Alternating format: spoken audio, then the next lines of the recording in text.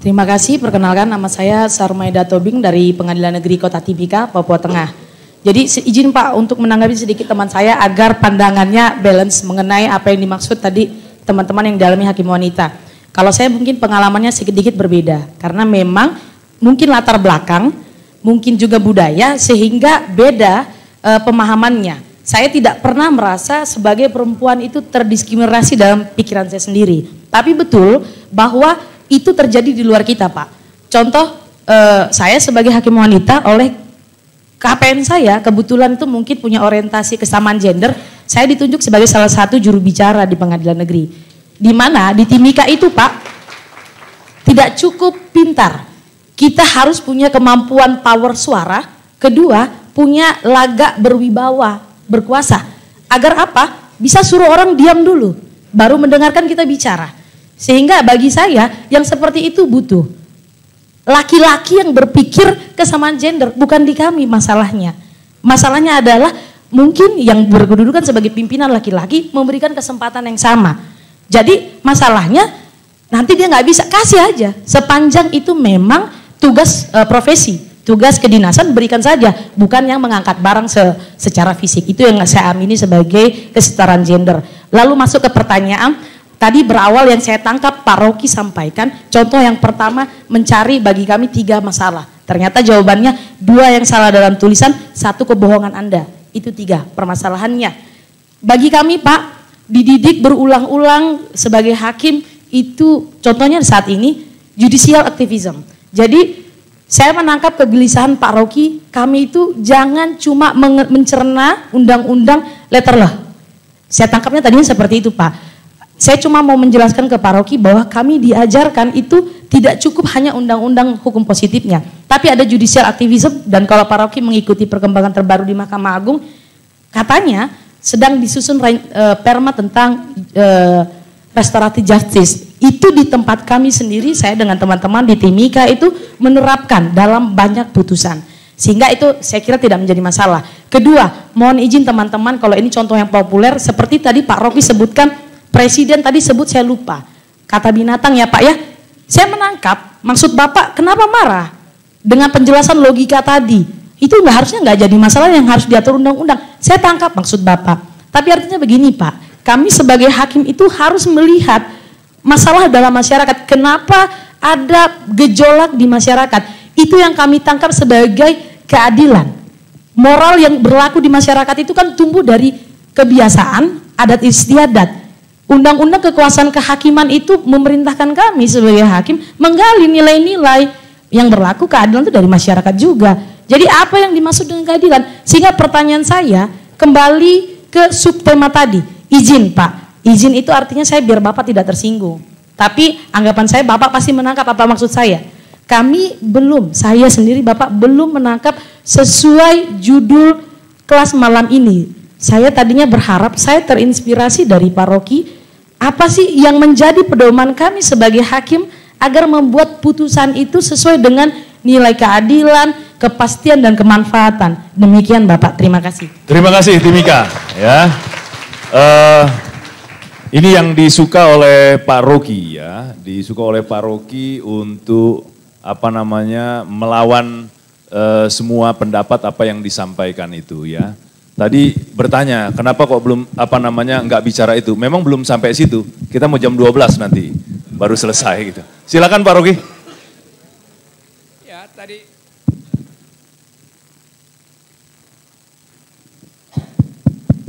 Ya, tadi saya mulai dengan kontroversi itu. Mulai dengan foto di belakang itu karena saya mau bongkar. Saya ingin jujur mengatakan itu. Kenapa? Karena yang saya uraikan tadi adalah soal reason, bukan soal passion. Yang basisnya adalah local wisdom. Saya nggak bicara itu. Jadi demi kejujuran saya katakan, local wisdom itu adalah kumpulan moral yang dipelihara secara otentik oleh pemain-pemain anggota dari komunitas itu. Tetapi kalau kita abstrakkan, ada sejumlah local wisdom yang justru membuat perempuan gak berdaya. Local wisdom pertama,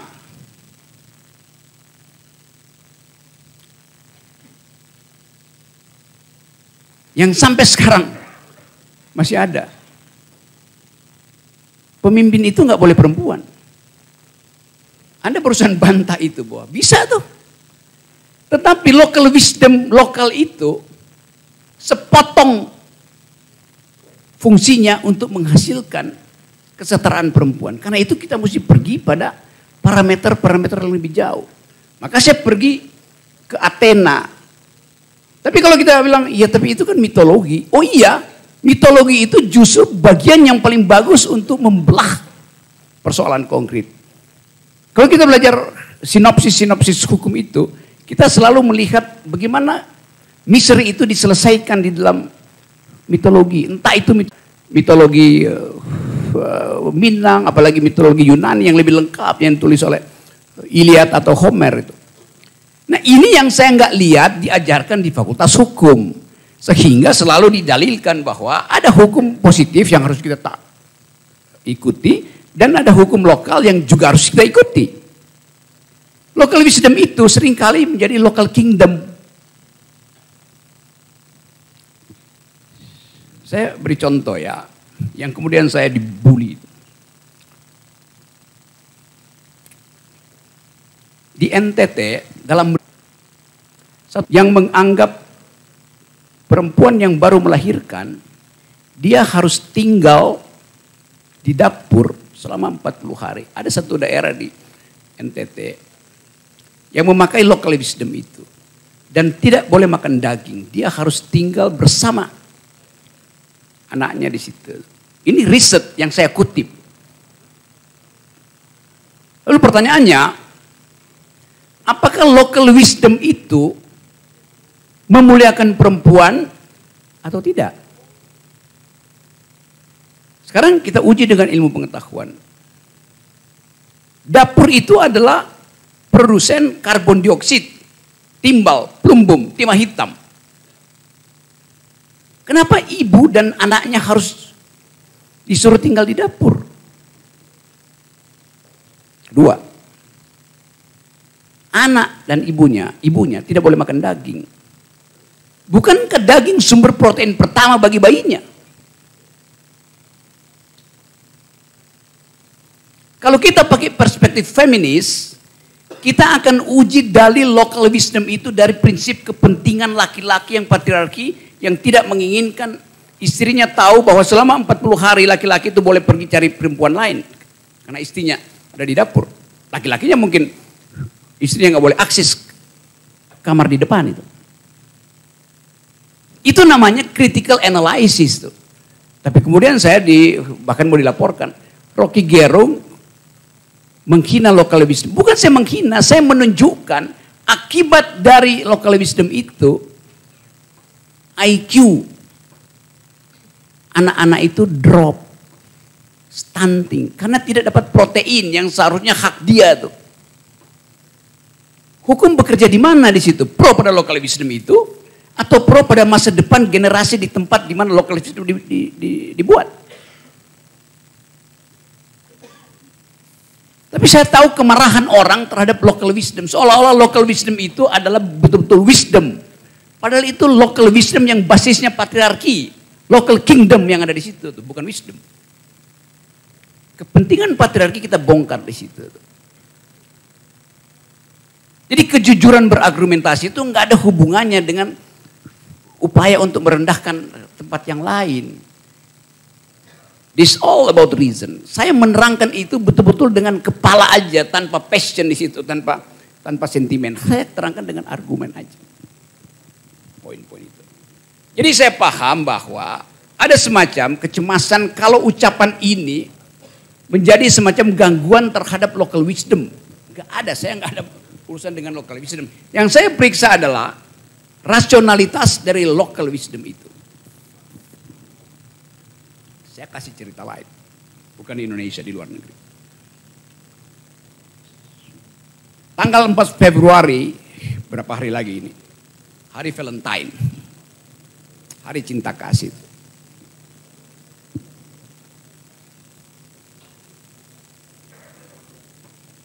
Orang berpikir tentang kasih sayang. Satu waktu di Paris, di kota Paris, ada sepasang mahasiswa jatuh cinta, lalu berhubungan seks di hari Valentine. Maka si perempuan kehilangan keperawanannya tuh. Perempuan ini datang ke klinik reparasi selaput darah di kota Paris. Dokternya tanya, kenapa Anda mau operasi hymen Anda, selaput darah Anda tuh? Karena saya mau menikah Pak Dokter. Oke. Laki-laki di samping Anda siapa? Dia yang akan menikahi saya. Dokternya mulai bingung. Anda bersetubuh dengan siapa? Dengan dia. Kan Anda bersetubuh dengan dia, kenapa Anda mesti membuktikan Anda masih perawan di hari perkawinannya?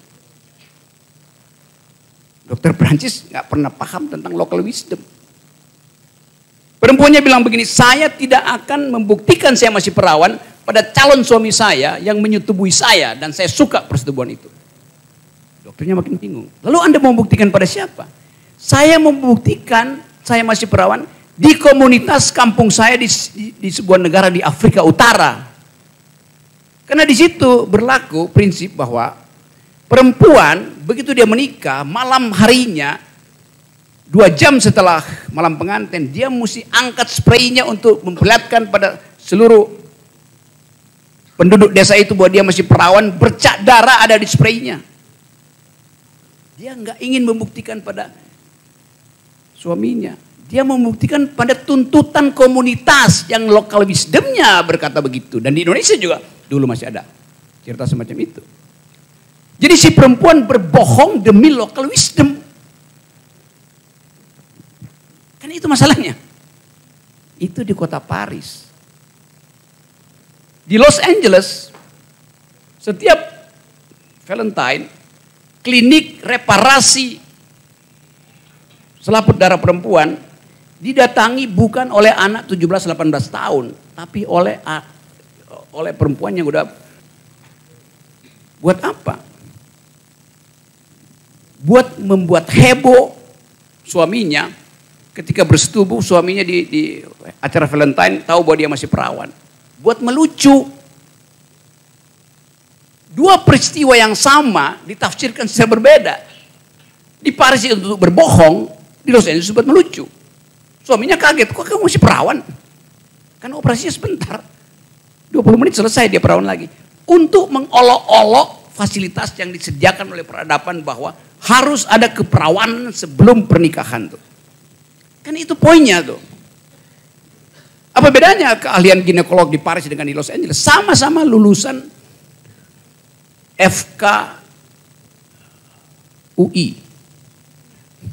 Sama-sama memakai peralatan ginekolog buatan Philips. Jadi itu yang mau saya terangkan bahwa satu peristiwa bisa dibuat keperawanan itu di Paris, di Afrika itu adalah hal yang fundamental. Karena itu orang berbohong dengan teknologi supaya tidak diolah-olah local wisdom. Di Los Angeles justru dibalik itu untuk mengolok-olok suaminya. Jadi apa yang mau saya ucapkan di situ bahwa kemampuan kita untuk bernalar itu yang memungkinkan kita untuk bahkan keluar dari feodalisme, keluar dari local wisdom yang tidak semua local wisdom itu wise. Itu intinya. Nah Anda memang ada di dalam exception bahwa Anda ya bos saya perempuan dia justru suruh aktifkan. Dan di mana? Di tempat di mana egaliternya masih ada. Bagaimana kalau Anda pindah sedikit dari Timika pergi ke Jayawijaya misalnya? Lain lagi soalnya kan. Tapi saya mengerti bahwa Anda mau tunjukkan bahwa tidak semua peristiwa itu berlaku prinsip yang sama. Oke. Dan bagian itu yang kita gembirakan hari ini. Terima kasih. Ya, terima kasih. Teman-teman, judicial activism itu juga dilakukan oleh Mahkamah Agung di dalam putusan-putusannya terkait mengenai pembagian waris. Di Indonesia itu di beberapa daerah ada local wisdom terkait mengenai pembagian waris terhadap perempuan yang tidak adil. jumlahnya sedikit dibandingkan laki-laki. Lalu Mahkamah Agung ya menyatakan bahwa hukum nasional yang harus diikuti yakni pembagian waris yang adil ya bagi perempuan. Jadi kalau ada gugatan terkait mengenai ketidakadilan dalam pembagian waris karena dasarnya local wisdom itu sudah pasti karena banyak sekali jurisprudensi ya yang menolak terkait mengenai itu. Jadi sehingga sekarang perempuan Indonesia mendapatkan waris yang sama ya, waris yang adil ya, waris yang adil buat baik itu anak perempuan maupun anak laki-laki. Ya itu salah satu tadi menyinggung soal local wisdom yang mana Pak Rocky itu menjelaskan bahwa disitulah judicial activism, bukan soal bahwa kemudian kita mau melampaui undang-undang artinya kemudian kita harus selalu melawan undang-undang, tapi memberikan tafsir yang adil terkait mengenai itu. Oke, lanjut. Ya inilah dulu, nanti baru itu. Oke. Silakan. Assalamualaikum warahmatullahi wabarakatuh. Saya Muhammad Sabil Riandika dari PN Amurang ingin bertanya, di pelajaran filsafat hukum itu pernah diajarkan mengenai antinomi. Jadi dalam hukum ini terdapat antinomi. Yang ingin saya tanyakan, terhadap antinomi itu bisa nggak kita berpikir untuk mengambil jalan tengah, atau malah jika kita mengambil jalan tengah terhadap antinomi itu malah yang terjadi adalah kekacauan. Terima kasih. Wassalamualaikum warahmatullahi wabarakatuh. Waalaikumsalam warahmatullahi wabarakatuh. Ya keren ini antinomi nih. Ada situsnya nih ya antinomi. Langsung jawab, Rob. Ya dilema antinomi itu diselesaikan lewat biasa disebut juga prisoner dilemma itu dengan game theory. Itu bisa dibuatkan tuh modeling dengan memanfaatkan banyak kasus dimasukin di situ lalu diselesaikan dengan komputer. Antinomi bisa aja saya di situ. Tetapi bagi hakim prinsipnya bukan antinomi. Nomosnya jelas. Saya kasih ilustrasi apa yang dilakukan oleh Nabi Sulaiman. Satu waktu Nabi Sulaiman dihadapkan kasus di mana dia harus memutuskan bayi yang ada di depan dia itu diklaim oleh dua ibu. Ini bayi saya, ini bayi saya. Kuat, berhari-hari argumennya sama, kuat betul. Dijebak dalam situasi antinomi. Nomor siapa yang lebih kuat? Ibu A atau ibu B itu? Akhirnya Nabi Sulaiman kehilangan semacam dia nggak bisa lagi menemukan argumen apa yang bisa dia putuskan supaya dia bisa pastikan ini adalah anak dari A dan bukan dari B atau sebaliknya. Lalu Nabi Sulaiman tanpa membaca filsafat hukum, dia bilang begini, oke, Anda berdua ibu duduk di depan saya, bayimu taruh di depan saya, dan saya akan putuskan sendiri. Bayi siapa itu? Caranya bayinya saya bagi dua. Ini pedang saya. Saya akan tebas bayi itu persis di tengah, separuh buat Anda, separuh buat Anda. 1 detik, jangan Hakim Sulaiman, serahkan bayi itu pada dia tuh. Karena itu bukan bayi saya. Yang sini diam aja, yang punya bayi justru diam aja. Apa keputusan Nabi Sulaiman membaca antinomi itu? Dia kasih bayi itu pada si ibu yang meraung-raung, yang sebetulnya berbohong bahwa itu bayi dia. Bagi Nabi Sulaiman, seorang ibu yang memiliki bayi tidak mungkin membiarkan bayinya itu dipenggal. Diselesaikan dengan wisdom. Akhirnya Sulaiman bilang, itu memang Anda, walaupun Anda nolak, tapi itu punya Anda. Anda hanya ingin bayi itu tidak terpenggal, maka Anda mau kasih pada perempuan yang satu yang justru menganggap, iya penggal aja supaya adil. Dilema antinomi diselesaikan dengan logika. Tapi keputusan hakim datang dari wisdom dia itu. Terima kasih. Oke, beri tepuk tangan. Lanjut, yang di depan. Yuk.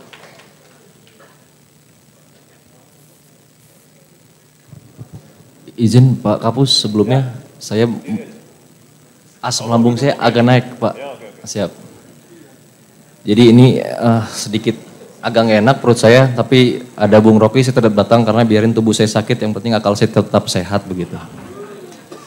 Baik, jadi begini, sering kali kita membahas tentang asas tadi kepastian hukum, kemanfaatan, keadilan dari Gustav Radbruch. Bahkan dalam suatu putusan diharapkan terciptanya atau masuknya 3 hal tadi dalam suatu putusan. Tapi bagi saya itu sedikit utopis. Kenapa? Karena bahkan di dalam KUHP yang baru saja ada pasal yang menjelaskan bahwa ketika kepastian hukum bertentangan dengan keadilan, maka hakim harus mendahulukan keadilan. Artinya si pembuat undang-undang merasa bahwa keadilan itu ditempatkan lebih tinggi daripada kepastian hukum. Nah, pertanyaannya adalah bagi Bung Rocky ketika ditempatkan antara keadilan dengan kemanfaatan, mana yang kemudian harus didahulukan? Itu yang pertama. Kemudian terkait dengan keadilan dengan kemanfaatan atau keadilan dengan kepastian? Keadilan dengan kemanfaatan. Oke. Kalau itu yang pertanyaan saya yang pertama. Yang kedua terkait dengan integritas. Saya ingat 8 nilai utama Mahkamah Agung itu dulu adil dan jujur, integritas dan kejujuran itu jadikan satu kesatuan, Pak. 2, kejujuran itu nomor 3. Nah, kalau mungkin Bung Rocky kemudian bisa sedikit memaparkan mungkin dari segi etimologi, apa perbedaan antara integritas itu dengan kejujuran? Saya sempat membaca artikel juga bahwa integritas itu artinya kita tetap berbuat baik meskipun tidak ada orang yang mengetahui. Nah, itu jadi terbayang dalam pikiran saya, apakah integritas itu menjadi suatu hal yang berbeda dengan kejujuran? Padahal secara prinsip itu sama, karena jujur itu kan mengatakan sesuatu yang benar. Terus juga terbayang bahwa apakah kemudian integritas itu artinya adalah kita tetap berbuat baik meskipun kita di dalam keadaan yang gelap. Atau di dalam gorong-gorong misalnya seperti itu, Bung.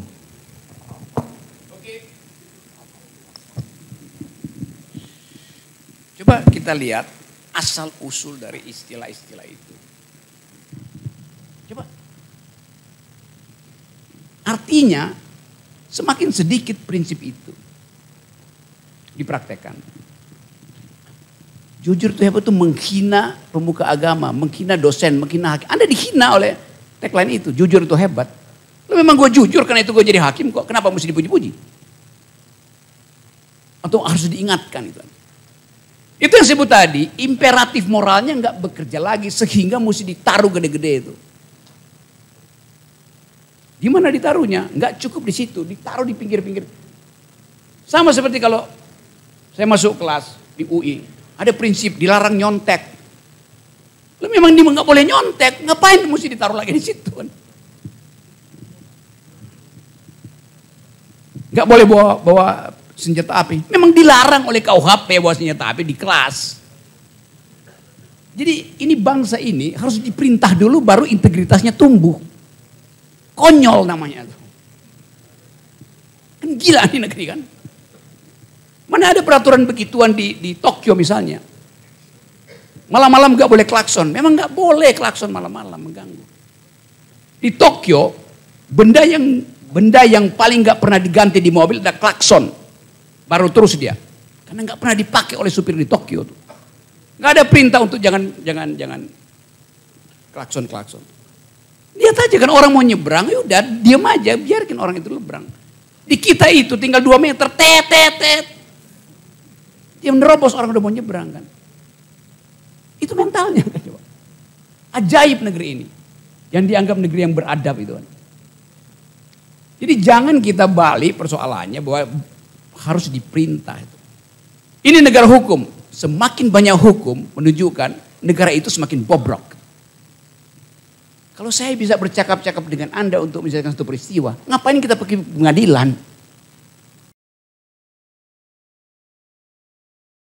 DPR bikin regulasi, bikin undang-undang, diprotes oleh LSM. Apa kata DPR? Kalau nggak setuju bawa ke Mahkamah Konstitusi di judicial review. Lo Anda mesti lahirkan undang-undang yang tidak mungkin diuji di Mahkamah Konstitusi. Mesti Anda malu 2 hari setelah undang-undang Anda dibawa sama LBH ke Mahkamah Konstitusi. Kok dia nggak malu?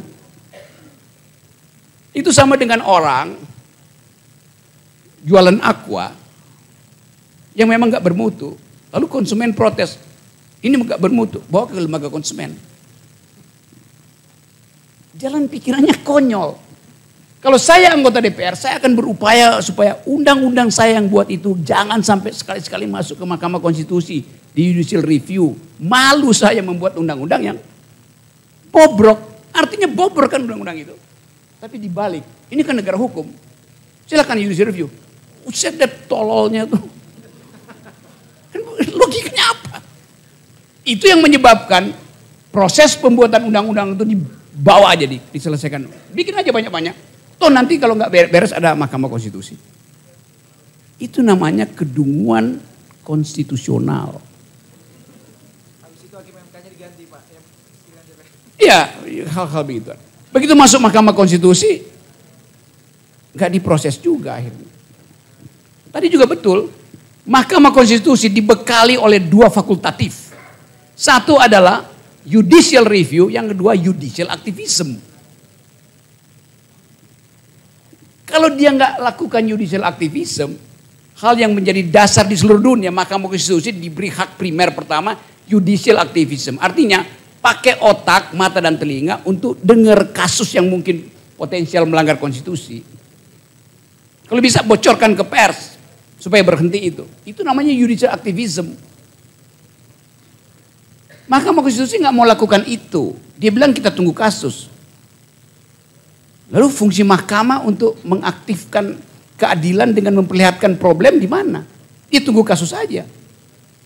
Mahkamah Konstitusi jadi loket konstitusi. Nunggu kasus kan nunggu di loket gitu. Itu masalahnya di situ. Jadi kemuliaan hakim itu berhenti karena dilarang oleh undang-undang untuk aktif mencari kasus. Memang dilarang, tetapi Mahkamah Konstitusi bisa kasih public expose supaya rakyat tahu bahwa ini potensial melanggar konstitusi loh DPR. Nggak ada soal, lewat pers dibocorin dikit. Itu namanya judicial activism. Yang lebih penting daripada judicial review sebetulnya. Jadi masalah itu yang membuat kita menganggap di dunia ini negara yang paling beradab adalah negara yang tidak ada hukum. Karena orang bisa bicara, diskurs etiknya jalan itu. Jadi sekali lagi, teori negara hukum dimaksudkan sebetulnya supaya orang paham kalau bisa hukum itu makin lama makin di belakang. Ya, sekarang orang masih bilang ya retroaktif atau nggak ada retalianisme, itu pembalasan dendam. Ya tetapi ide tentang itu nggak masuk dalam sistem berpikir para hakim. Jadi sekali lagi ada perubahan paradigm di negeri ini dan terutama dalam upaya kita untuk membahas bersama bahwa kan kita diberi fasilitas oleh alam untuk bercakap-cakap. Nah percakapan itu yang nggak ada karena untuk bercakap-cakap perlu uang. Sama seperti para politisi itu. Bercakap-cakap artinya uang. Jadi sekali lagi kita bongkar sebetulnya culture, ethical culture dari negeri ini hilang. Peradaban awal negeri ini ketika pendiri-pendiri, founding parents kita berbicara, semua percaya bahwa akan ada kesepakatan yang tanpa harus didasarkan pada hukum. Apa namanya? Tacit agreement, moral suasion. Kan itu intinya tuh. Jadi sekali lagi soal integritas ini memang hal yang harusnya datang dari moral code. Supaya nggak perlu dibuat kode etik. Nanti Mahkamah Agung kode etiknya kok 7 ya, tambah 12 itu. Makin lama kode etiknya panjang. Lalu kelegaan untuk berkata jujur hilang karena terpaksa mesti lihat dulu kode etik. Lama-lama buku kode etik itu 300 halaman. Dia bawa khusus itu. Halaman berapa ya kode etiknya. Jadi yang disebut sebagai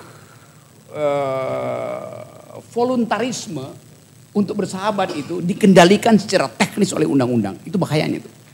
Itu yang saya sebut tadi bahwa hakim jangan membaca undang-undang sekedar sebagai the black letter of law. Huruf mati itu. Itu pentingnya tadi percakapan semacam ini. Supaya ada inspirasi, supaya ada kemungkinan untuk menghidupkan kembali percakapan yang dasarnya adalah moralitas dan integritas. Itu aja sebetulnya. Bahwa kemudian prakteknya lain itu bukan tanggung jawab saya. Oke, tepuk tangan lagi. Teman-teman sekalian, jam sudah 10 tapi masih banyak yang angkat tangan ya. Jadi hancur. Jadi ada yang menarik terus-menerus disampaikan oleh Pak Rocky terkait mengenai apa itu etik dan apa itu kode etik yang berbeda ya. Sebetulnya kalau kita memahami etik kita sudah nggak perlu lagi kode etik. Dalam simbol Mahkamah Agung itu panah Dewa Kresna yang dilepaskan dari busurnya lalu kemudian melenting. Maka gambarnya seperti itu. Lalu kemudian ada seloka Sansekerta di bawahnya Dharma Yukti. Yang utama adalah kejujuran, kebenaran, dan keadilan. Ya. Jadi kalau etik itu aja sudah kita pahami, nggak perlu lagi kode etik, kira-kira begitu. Ya. Jadi itu bukan local wisdom, itu simbol Mahkamah Agung. Tapi memang Mahkamah Agung tetap harus membuat itu kode etik. Mungkin karena hakim suka lupa, jadi suruh dia baca itu tuh. Pasal berapa ini bertemu dengan pihak-pihak itu melanggar kode etik ini, pasal ini. Mungkin seperti itu. Yang seharusnya menurut Pak Rocky itu sebetulnya menghinakan. Cukup kalian memahami etiknya dan bisa memahami nurani keadilannya. Kira-kira seperti itu ya tadi yang sudah disampaikan. Oke, lanjut pertanyaan. Ayo Mbak langsung ya, nama lalu kemudian pertanyaan. Silakan. Ini di depan. Oh, udah muter-muter itu mic ya. Ini Mbak di depan, silakan. Ya, singkat ya. Terima kasih, Prof. Nama saya Vicky Nayah dari Pengadilan Agama Kota Madiun.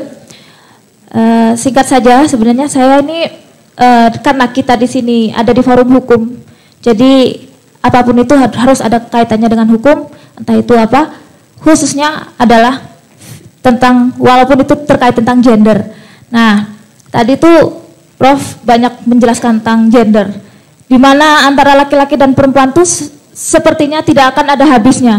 Seakan penderitaan wanita itu selalu saja timbul dari hari ke hari, dari zaman ke zaman. Namun begitu menurut saya, Prof, ya, kalau kita berbicara hukum, itu kita sudah tidak mengenal gender. Hukum itu hukum. Hukum itu tidak ada laki-laki, tidak ada perempuan. Begitu ada teori yang bernama feminist jurisprudence, apakah itu justru akan membedakan mana laki-laki dan mana perempuan? Seperti itu. Karena keinginan kami dari kaum perempuan terbesar adalah sudah tidak ada isu-isu tentang feminis lagi, tetapi kalau sudah berbicara hukum, berarti itu berbicara tentang moral, tentang keadilan dan tentang integritas. Sudah bukan perempuan dan laki-laki lagi. Karena kaum perempuan itu hanya butuh keberanian pada zaman ini untuk berbicara, speak up. Kalau tidak seperti itu, kami akan sepertinya lemah. Padahal tadi ketika berbicara, semua keluar. Seperti itu, Prof. Terima kasih. Wassalamualaikum warahmatullahi wabarakatuh. Waalaikumsalam warahmatullahi wabarakatuh. Prof, silakan menjawab. Ya, ini bukan cuma forum hukum, tapi forum filsafat. Jadi kadang-kadang filsafat jawabannya ya kadang-kadang nggak bisa harus konkret gitu ya, abstrak di tanggung kepala. Silakan Prof. Iya, itu keinginan yang didrive oleh kenyataan itu. Bahwa ada situasi yang udah gender equal, oke. Tetapi kita mesti lakukan kejujuran bahwa praktek patriarki bahkan makin lama makin meningkat. Praktek patriarki itu. Coba kita ulas beberapa hal ya. Bahkan bukan cuma di Indonesia. Soal cara melihat perempuan. Satu waktu di mungkin pertandingan Manchester United dan Liverpool, hakim garisnya adalah perempuan. Hakim garis itu menyatakan bahwa tendangan dari sebut aja Liverpool itu salah. Lalu jadi kehebohan. Ini cerita di Eropa itu. Si perempuan, si hakim garis ini dibully.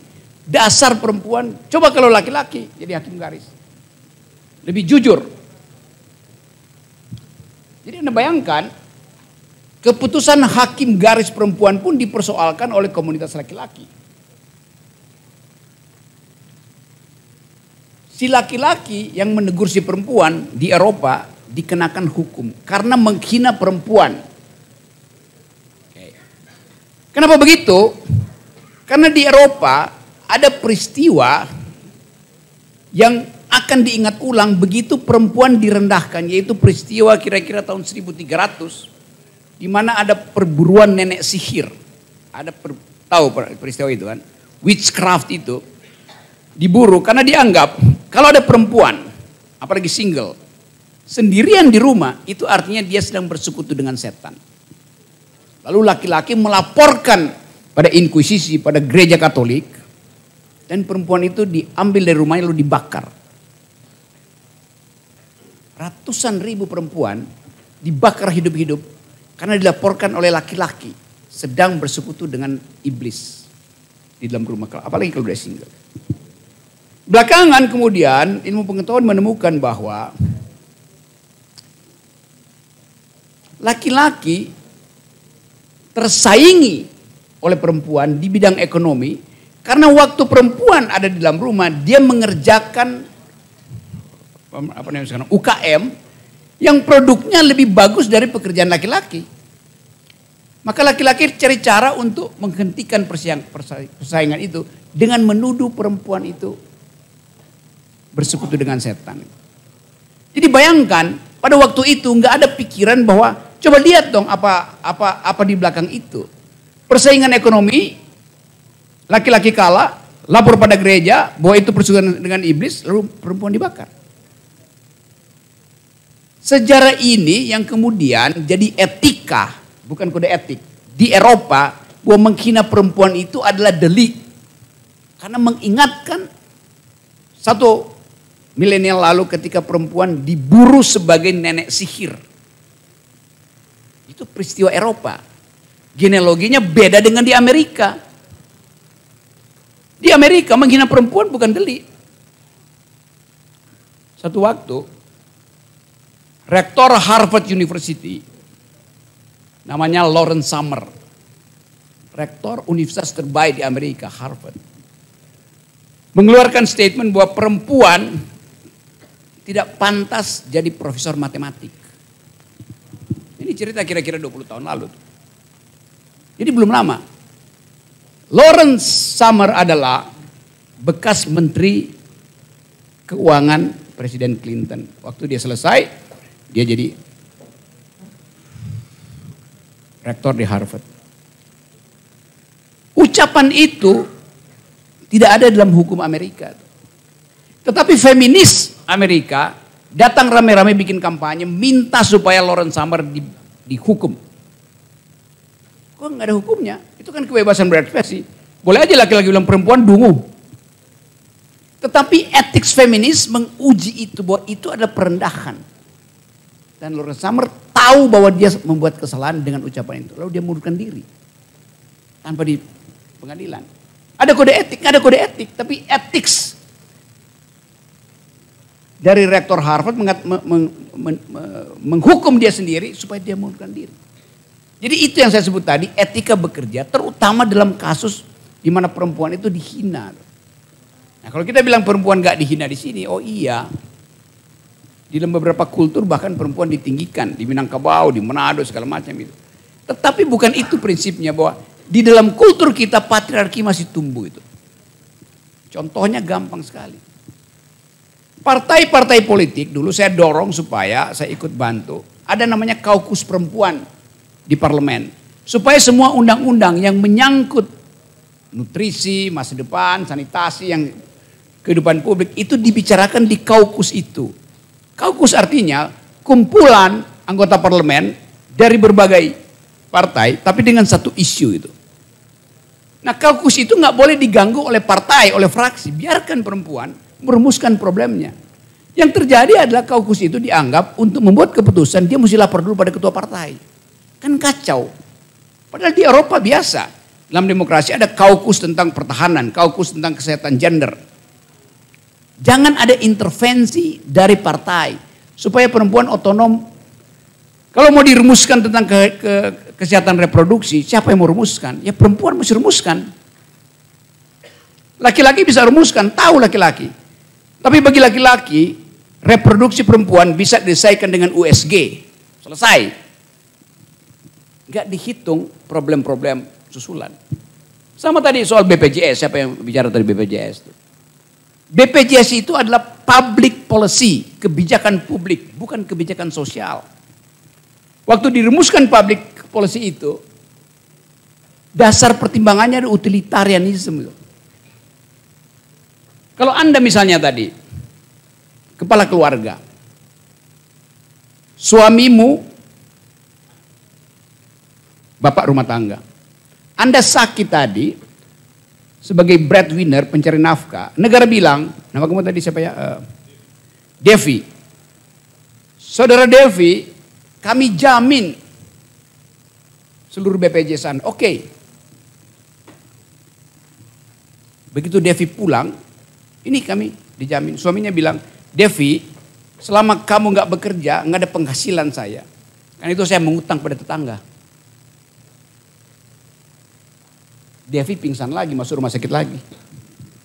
Karena dia nggak berpikir bahwa kalau dia pulang, dia harus ganti utang-utang dari suaminya tuh. Kenapa? Karena negara tidak membiayai suaminya yang lagi nunggu di rumah, nggak punya pekerjaan. Jadi BPJS tidak menghitung social policy, yang dia hitung public policy. Hanya perempuan yang tahu soal itu, soal rumah tangga. Karena itu BPJS mesti dirumuskan berdasarkan perspektif feminis. Itu dasarnya. Di luar negeri, BPJS itu ada public policy yang basisnya adalah social policy. Kebijakan sosial tidak dibayangkan. Hanya dibayangkan, oke, Anda masuk rumah sakit kita bayar. Keluarganya yang ditinggalkan oleh si pencari nafkah berutang. Tapi nanti dianggap uangnya belum cukup. Bukan belum cukup, tidak mampu mengatur yang disebut keadilan bagi perempuan. Kenapa? Ya pergi investasi di infrastruktur. Jadi sekali lagi saya terangkan soal tadi, karena realnya kebijakan publik kita itu tidak menghasilkan keadilan. Hak perempuan supaya bayinya itu dapat nutrisi susu itu berubah menjadi aspal. Aspal itu dipakai buat jalan tol. Sementara anaknya di tepi jalan tol jadi peminta-minta. Hak dia untuk bertumbuh. Dengan teori bonus demografi. Stunting di kita sekarang prevalensinya adalah 24%. Artinya 1 dari 4 bayi yang lahir di Indonesia mengalami kekurangan gizi. Lu mau berkompetisi dengan Vietnam, dengan Singapura yang diteorikan oleh Pak Jokowi, ada bonus demografi itu. Lu stuntingnya 2 digit di beberapa tempat. Anak yang lahir per hari ini akan menerima beban hutang pemerintah sebanyak 40 juta. Jadi begitu anak mulai hari ini, pertama dia pasti kena stunting. Kedua dia harus bayar hutang 40 juta. Bagaimana mau kompetisi itu? Karena tidak ada social policy itu. Yang ada public policy. Nah hakim kalau ada kasus macam itu, dia mesti tahu beda antara public policy dan social policy. Public policy dihasilkan oleh tukar tambah kepentingan di parlemen dari partai-partai yang berkuasa. Social policy adalah proposal dari masyarakat sipil, terutama perempuan. Itu yang nggak ditangkap itu. Jadi sekali lagi, kalau kita bilang hakim mampu untuk membuat diskresi dan menentukan keadilan itu didasarkan pada social policy atau public policy. Jadi mengatakan bahwa sama aja laki sama perempuan lain. Dalam keadaan semacam itu, hakim mesti tahu bahwa misteri perempuan itu tidak sama dengan painful pada laki-laki.